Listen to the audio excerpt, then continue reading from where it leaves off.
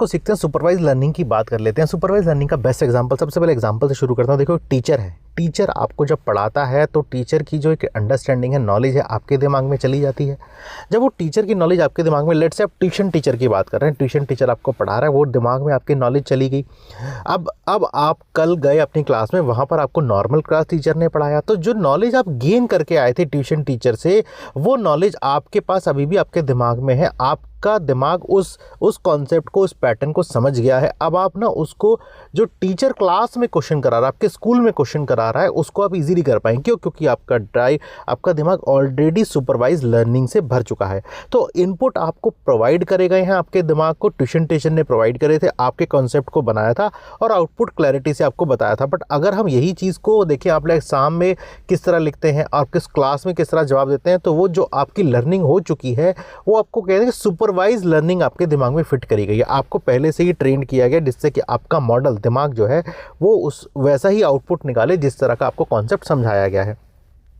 इसको real life में देखें तो देखिए, जैसे ना आप घर देख लीजिए, एरिया देख लीजिए, लोकेशन देख लीजिए, रूम देख लीजिए, इन सब की आपको जानकारी है। ये कितने के मिलते हैं, कहाँ मिलते हैं, क्या मिलते हैं, आपको पता है, इंटरनेट पे सब जानकारी है।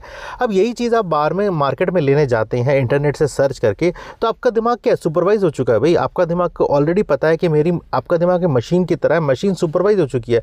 मशीन लर्निंग की एल्गोरिथम आपके दिमाग में जो चल रहा है, वो ऑलरेडी प्रिडिक्ट कर चुका है कि हाँ यार, घर में लेने जाऊँगा तो 50 लाख का होगा उस एरिया में, क्योंकि मैंने इंटरनेट पर देखा है। वहाँ ये लेने जाऊँगा, वहाँ ये लेने जाऊँगा, घर अपना किस लोकेशन पे जाऊँगा, कौन से रास्ते से मुझे जाना है, वो आप पहले ही देख चुके हैं गूगल मैप पे। तो आपको काफ़ी इजी हो जाएगा ये समझना। इसी को आगे लेके चलते हैं, इसी के कॉन्सेप्ट को आगे बढ़ाते हैं। देखिए यहाँ पर हमें रिग्रेशन का कंसेप्ट आता है। कंटिन्यूस न्यूमेरिकल वैल्यू आपको दी जाती हैं और उसी चीज़ के रेट्स को एक प्रेडिक्टेबल मॉडल में, प्रेडिक्टेबल ग्राफ के फॉर्म में दिया जाता है। तो जैसे घर की हम बात कर रहे थे, और हम जैसे कुछ मार्केट में आप लेने गए, कितना कुछ भी, जैसे आप डेली का सामान लेने गए, कितने का है, क्या है, वो सब आपको पता चल, वेदर कंडीशंस आपको पता चल जाती हैं। आपके पास ऑलरेडी एक पैटर्न पीछे से बना हुआ है, ठीक है ना। अब प्रैक्टिकल एग्जांपल जैसे हमने देखे, घर का प्राइस प्रेडिक्शन हो जाएगा। 50 लाख का घर है जी, हमने इंटरनेट पे देखा था, यहाँ पर भी 50-60 लाख के बीच में ही होगा या 45 लाख होगा। सैलरी प्रेडिक्शन, यार इस पोजीशन पे इतनी सैलरी मिलती है, प्रेडिक्ट कर सकते हैं। सेल फॉरकास्टिंग, मार्क प्रेडिक्शन, यार ये बच्चा ना इंग्लिश में अच्छा कर रहा है क्लास में, अब हम इसको बाहर देखेंगे, हाँ यार ये ना बोर्ड के एग्जाम में भी अच्छा करेगा। प्रेडिक्शन है। क्यों प्रेडिक्शन है? क्योंकि ऑलरेडी सुपरवाइज हम कर चुके हैं, उसको लर्निंग देख चुके हैं, उसकी क्या किस तरह से काम करती है। तो जो डेटा एनालिसिस है, डेटा पैटर्न है, वो हमें रिग्रेशन से पता चलता है कि ये किस मोड में डेटा चल रहा है, किस तरह का ग्राफ हमें ये पैटर्न देता है।